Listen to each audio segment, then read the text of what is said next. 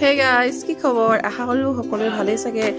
ভালে থাকক, সুস্থ থাকক আৰু দিনটো সকলোৱে শুভ হওক। মই পূবালীয়ে আজি আকৌ অন্য এটা নতুন ভিডিঅ'ৰ সৈতে পূবালী ব্লগলৈ সকলোকে স্বাগতম জনাইছোঁ। আৰু আজি হৈছে কাতি বিহু। মই মাৰ ঘৰত আছোঁ যোৰহাটত। কালি যামগৈ ঘৰত। কাতি বিহু আজি ইয়াতে পালন কৰিম আৰু সকলোলৈকে মই কাতি বিহুৰ শুভেচ্ছা জনালোঁ। আজি তুলসী তলত চাকি জ্বলোৱা হ'ব, মানে প্ৰসাদ বিতৰণ কৰা হ'ব। সেইবিলাক আপোনালোকক দেখাই থাকিম। আমাৰ ইয়াতে ঘৰত কেনেদৰে কাতি বিহু পালন কৰিলোঁ। আশা কৰোঁ আপোনালোকে ভিডিঅ'টো চাই ভাল পাব সকলোৱে।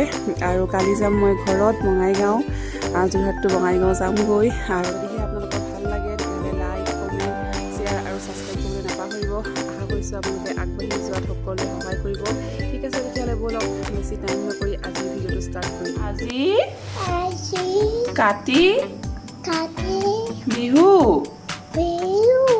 আমি এতিয়া বিহু খাবলৈ যাম আৰু তুলসী তলত চাকি জ্বলাম। সকলো কাতি বিহুলৈ শুভেচ্ছা জনালোঁ। ধন্যবাদ। ক'ত যাবা তোমালোক? আমিনো ক'ত যাবা? বিহুলৈ যাম। অঁ, গুণগুণ ক'ত যাবা? ক'ত যাবা? বিহুলৈ যাম।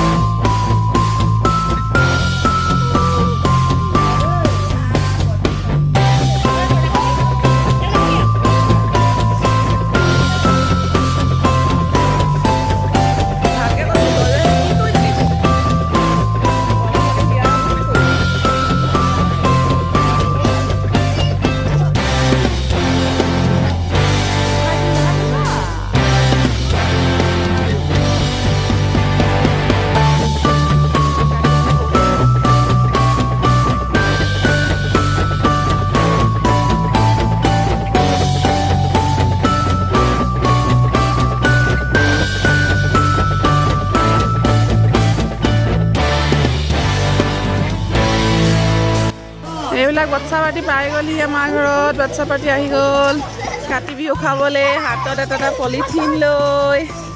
কি এটা মানে ফূৰ্তি লাগে এনেদৰে। প্ৰসাদ মানে খাবলৈ দিলে ৰখিবলৈ সময় নাই আৰু, চিধা পলিথিনত ভৰাব আৰু যাব। এইবিলাক চব পলিথিনৰ এক টুকুৰা লৈ এইবিলাক আহি আমি দুই ঘৰত খালোঁহি। এতিয়া আমাৰ ঘৰত আৰু দূৰত নগ'লোঁ আৰু। সৰুতে আমিও এইদৰে এনেকৈ পলিথিন লৈ খাই ফুৰিছিলোঁ। কি যে ভাল লাগিছিল, বহুত দূৰলৈকে গৈছিলোঁ। এতিয়া আৰু সেইবিলাক নাই।